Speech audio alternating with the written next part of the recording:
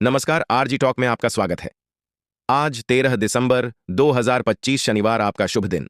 दोस्तों, आज हम आपके सामने देश की 50 बड़ी खबरें साझा करते हैं जिससे झूठी बिकी हुई मीडिया आपसे छुपाती है, लेकिन हम आपको उनको डायरेक्ट बताते हैं बिना किसी दबाव के। लेकिन बहुत से भाई ऐसे हैं, फिर भी लाइक सब्सक्राइब नहीं करते और ना यही बताते हैं कहां से हमारी वीडियो देख रहे हैं। चलो, बहरहाल आपकी मर्जी, नजर डालते हैं सबसे पहली और बड़ी खबर पर। दोस्तों, संजय सिंह ने मोदी पर गरजते हुए कहा, आप जिस जिले में जाते हो वहां जाकर जनता के सामने घुसपैठियां चिल्लाते हो, लेकिन आज तक वो घुसपैठियां आपके पकड़ में नहीं आए।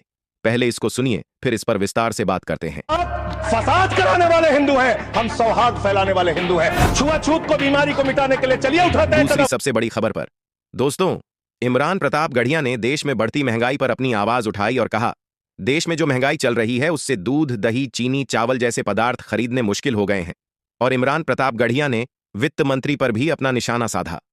डीजल, पेट्रोल, आटा, चावल, दाल, सब्जी की महंगाई का तो कोई जिक्र ही नहीं। सावन चल रहा है तो प्याज और लहसुन का दाम पूछना तो शायद पाप होगा। मैंने तो यह भी सुना है कि वित्त मंत्री जी जो चीज खुद नहीं खाती हैं उसके दाम से उनका कोई लेना देना नहीं होता। लेकिन इस बार बजट पेश करने के लिए पार्लियामेंट आने से पहले वित्त मंत्री जी ने दही और चीनी खाई थी। अब तो उनसे यह पूछा जा ही सकता है कि उन्हें दही, दूध और चीनी का रेट तो इन दिनों पता ही होगा। दोस्तों, यह बात तो सच है। आज देश में महंगाई आसमान को छू रही है, जिसका कम होना बहुत मुश्किल नजर आता है, क्योंकि वित्त मंत्री का आम जनता से टैक्स और जीएसटी वसूल करने पर तो ध्यान है, लेकिन महंगाई पर इनका कोई ध्यान नहीं है। बढ़ते हैं तीसरी सबसे बड़ी खबर पर। दोस्तों, हमारे एक सांसद भाई ने वंदे मातरम पर अपनी आवाज उठाई और कहा, मैंने कई सरकार देखी, किसी सरकार में किसी मुसलमान से जबरदस्ती वंदे मातरम नहीं गवाया गया, लेकिन बीजेपी सरकार पहली सरकार है जो कहती है देश में रहना है तो वंदे मातरम कहना होगा। और इस पार्टी के नेता चलती ट्रेन में मुस्लिम बुजुर्गों की दाढ़ी पकड़कर वंदे मातरम गवाते हैं। आखिरकार कौन सी ऐसी बात है 1947 से ले आज तक किसी भी कांग्रेस रूल स्टेट में कभी भी वंदे मातरम को लेकर कोई प्रॉब्लम नहीं हुआ। Opposition rules party opposition rule states में जहां अपोजिशन रूल करती थी, किसी भी स्टेट में वंदे मातरम को लेकर कोई प्रॉब्लम नहीं हुआ।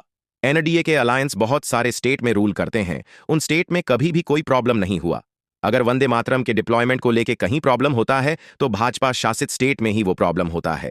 आप जो बार बार अग्रेसिव नारे लगाते हैं, हिंदुस्तान में रहना है तो वंदे मातरम कहना है। अरे कौन लगाता है नारा? ये कौन लगाता है नारा? चलती हुई ट्रेन में किसी की दाढ़ी खींच के आप बोल देंगे वंदे मातरम कहना है और हिंदुस्तान में रहना है। Anti social elements, fringe elements, ये लोग डिसाइड करेंगे कि हमारा राष्ट्रगीत क्या होना चाहिए और क्या नहीं होना चाहिए। उनके बदौलत हम हमारे राष्ट्रगीत को छोड़ देंगे। ये राष्ट्रीय पार्टियां क्या कर रहे हैं सर हिंदुस्तान के अंदर? हमें कोई किसी को एतराज नहीं होने। दोस्तों, आपने सुना, क्या अब बीजेपी सरकार तय करेगी हमारे देश का नारा क्या होगा? क्या अब जबरदस्ती मुसलमानों से वंदे मातरम कहलाएगी ये सरकार? अब आप ही बताओ, क्या किसी मुस्लिम बुजुर्ग की दाढ़ी पकड़नी चाहिए?